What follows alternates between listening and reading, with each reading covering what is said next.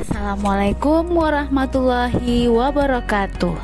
Kali ini saya Risa Tantri, CGP Angkatan 6 dari SD Negeri 02 Percontohan Kota Bukit Tinggi akan menyampaikan koneksi antar materi modul 1.2 yaitu nilai dan peran guru penggerak. Koneksi antar materi ini saya sajikan dengan refleksi model 4P, yaitu peristiwa, perasaan, pembelajaran, dan penerapan.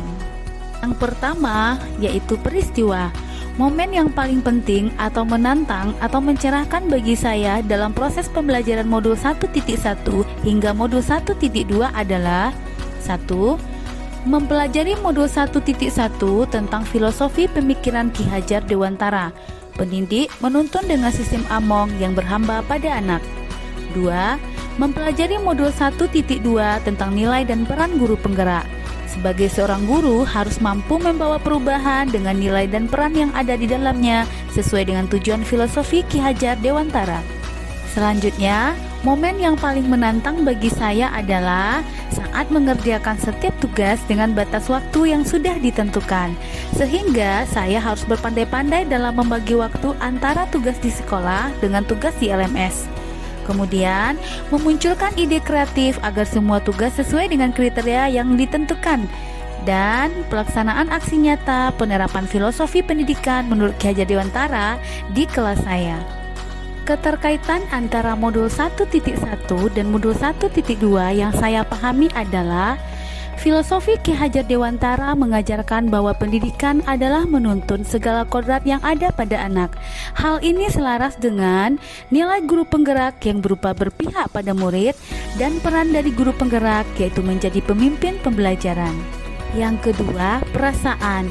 Saat momen itu terjadi, saya merasa seperti bagaikan seseorang yang berada di lahan kering yang dibasahi oleh hujan. Hujan adalah ilmu dan pengalaman berharga yang saya dapatkan di pendidikan calon guru penggerak ini, yang menghidupkan semangat saya sebagai seorang guru dan menyegarkan kembali ingatan akan nilai dan peran saya sebagai seorang pendidik. Saya merasa bersyukur dan semangat memiliki kesempatan untuk belajar dan melakukan perubahan terhadap anak didik saya maupun lingkungan saya sesuai dengan ilmu yang saya dapatkan. Sebelum momen tersebut terjadi, saya berpikir bahwa saya merasa bahwa saya adalah satu-satunya sumber informasi bagi siswa saya, dan saya dapat mengatur mereka sesuai dengan keinginan saya. Artinya, saya adalah pusat pembelajaran. Yang kedua, saya hanya berfokus pada penilaian kognitif siswa saja untuk mencapai target KKM yang ditentukan. Sekarang saya berpikir bahwa 1. Saya adalah seorang pendidik yang menuntun anak dan berpihak pada anak. 2. Saya harus berinovasi dalam pembelajaran agar pembelajaran lebih bermakna. 3.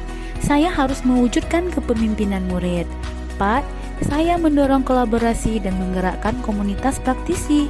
Dan yang kelima, saya menjadi coach bagi guru yang lain. Keempat, penerapan. Setelah saya mempelajari modul 1.1 dan modul 1.2, apa pengembangan diri yang sederhana dan konkret dan rutin yang dapat saya lakukan sendiri dari sekarang untuk membantu menguatkan nilai-nilai dan peran saya sebagai guru penggerak. Yang pertama, saya akan menerapkan pembelajaran berpusat pada anak, yaitu melaksanakan pembelajaran berbasis video. Pembelajaran yang sesuai dengan perubahan kebiasaan belajar peserta didik di abad 21 ini. Kemudian saya akan menerapkan mandiri. Saya punya ide sendiri membuat video pembelajaran dengan semenarik mungkin, menggabungkan visual dan audio serta gambar dan teks yang dikemas secara unik agar membantu memudahkan siswa untuk memahami konsep pembelajaran. Selanjutnya, saya menerapkan kolaboratif. Saya berkolaborasi dengan guru lain dalam membuat video pembelajaran, melakukan diskusi bersama untuk menciptakan video yang menarik. Saya juga berkolaborasi dengan siswa dalam menyusun kesepakatan ketika menggunakan video pembelajaran, baik di rumah ataupun di sekolah. Kolaborasi dengan orang tua juga sangat penting dalam melaksanakan pembelajaran berbasis video, terutama ketika di rumah. Selanjutnya, inovatif.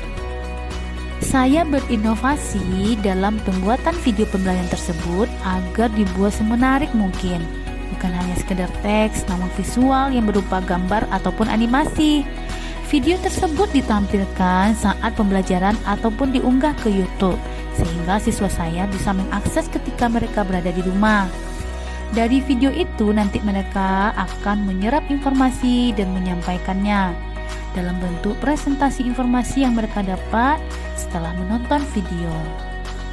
Selanjutnya, saya menerapkan sikap reflektif, yaitu melakukan evaluasi setelah pelaksanaan pembelajaran berbasis video. Apakah siswa dapat memahami konsep yang disampaikan dan menyerap informasi dengan benar? Hal ini dapat dilihat dari perubahan kemajuan siswa melalui hasil presentasi yang mereka sampaikan. Saya juga mencatat segala kendala dan masukan dari siswa terkait dengan video tersebut dan memperbaiki video berikutnya sesuai dengan kebutuhan siswa. Semua kegiatan yang sudah saya terapkan adalah untuk menguatkan peran saya sebagai pemimpin pembelajaran. Demikianlah yang dapat saya sampaikan. Atas perhatiannya saya ucapkan terima kasih. Assalamualaikum warahmatullahi wabarakatuh.